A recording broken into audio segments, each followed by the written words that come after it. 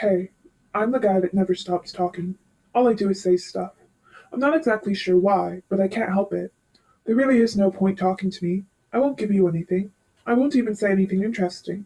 I just talk about random things. Like, for example, the other day I met some kind of wizard, and they told me to come back in 3 to 5 business days.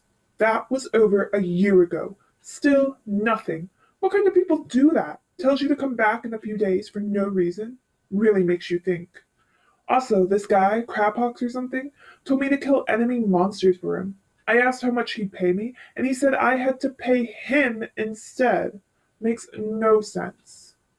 I met this guy called Jerry, too. Smart guy. He's going places. Met him a few times, in fact. He's always around. Not the best for conversation, but at least he's a good listener, and I like that. Good listeners. But you know what I don't like listening to? People who play that harp. You know the one I'm talking about.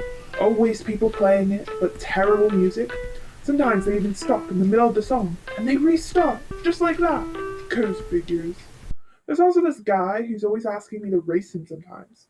He's acting like he's the best, but I always beat him first try. What's his problem? At least he's original. Most people always talk about coins around here. Everything has a value, and time is money. People don't take their time to enjoy the little things. Even you, I'm sure. You really think I'm going to reward you with something, but I'm not, I swear. You can leave at any time and it won't affect anything. I just like to talk. I can go on for hours. Someone told me I was interesting once. Didn't believe them one bit. So many people lying and trying to be your friend. They all have a motive, especially those mayor candidates. All they want is to get your vote. But do they really care about me? Doubt. It's always so black and white with them. Mining, fishing, they never mix. Why is that? What if I like mining and fishing? But there's no point arguing. They're always right. And the people, sheep I say, they're always vote for the same. It's always a landslide. Everyone wants to do like everyone else. Not me. I'm a free spirit. I'll tell you why. My home is clean and beautiful. Is your island beautiful? A proper island is the key to success. Healthy islands is the key to success. Healthy island leads to healthy life. Also, remember those islands we could place? Like the sand one, forest one. What happened to those? Why not more? So weird. It looked promising. Instead, you have me. Sometimes I wonder if I wasn't talking, what would people do instead? My waste of time and space? Is that why I'm here on this world? Maybe it's time I do something with my life. I could run for mayor. I wonder if people would vote for me. What would my program even be? I would reward people for talking, but not those who talk about their auctions. Yuck. I would reward people who explore and walk around. I would fill the village with friends with amazing stories to tell. But who would vote for me? Maybe instead I should stay here and keep talking. Talking is my favorite event. I like events, but I prefer uneventful days. That way, I can keep talking. I can't believe you're still listening. You're one of a kind. I have many more stories up my sleeve. Like that time I found a fairy soul. I went to Tia after because she asked me to, so I asked her, what are fairy souls?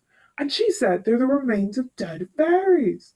Isn't that terrible? So many dead fairies everywhere. She also said those fairies didn't die a peaceful death.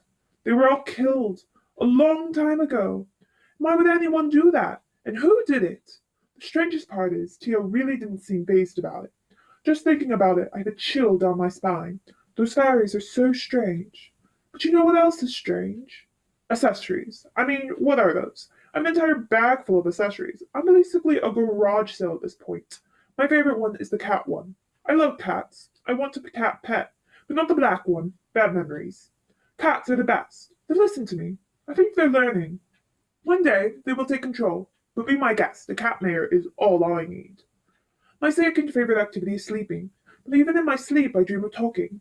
Sometimes I dream that I'm talking to myself. A whole table with 10 clones of me around it, all of us pretending to be more interesting than the others. But how could we? We're all the same. I guess my dreams are not very creative. I don't have a great imagination. That's why I never lie. I wonder though, do you think there will be another world like this one day? Somewhere else? Not exactly the same, better in some way? Also, it sounds crazy, but do you think we could exist without cubes? Ender pearls are my favorite items. Not because of what they do, but because they're circles. I wish the world was a circle too. It's so much prettier. I'd love to be in the circle world. Maybe there's a circle world somewhere with someone just like me, in their circle world dreaming of a cubic world. You really are a great listener. Now I regret saying I wouldn't reward you, but I swore and I'm a man of my words. But thank you for listening. I appreciate it a lot. I hope you're happy and that everything is good in your life. There are ups and downs sometimes, but there's always a shining light. My shining light is you, a beam of hope in this dark cave. I'll tell you the story of my life. Once upon a time, on an island far away, we used to live in a small town. We had a house, 2 floors and an attic. Back then, I was quite shy and reserved. I liked reading and listening to birds.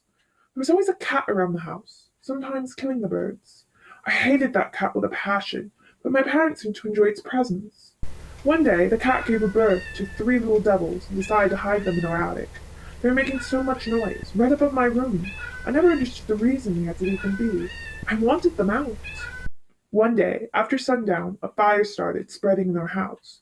Quickly, we understood it was too late to stop it and exited the house with our valuables.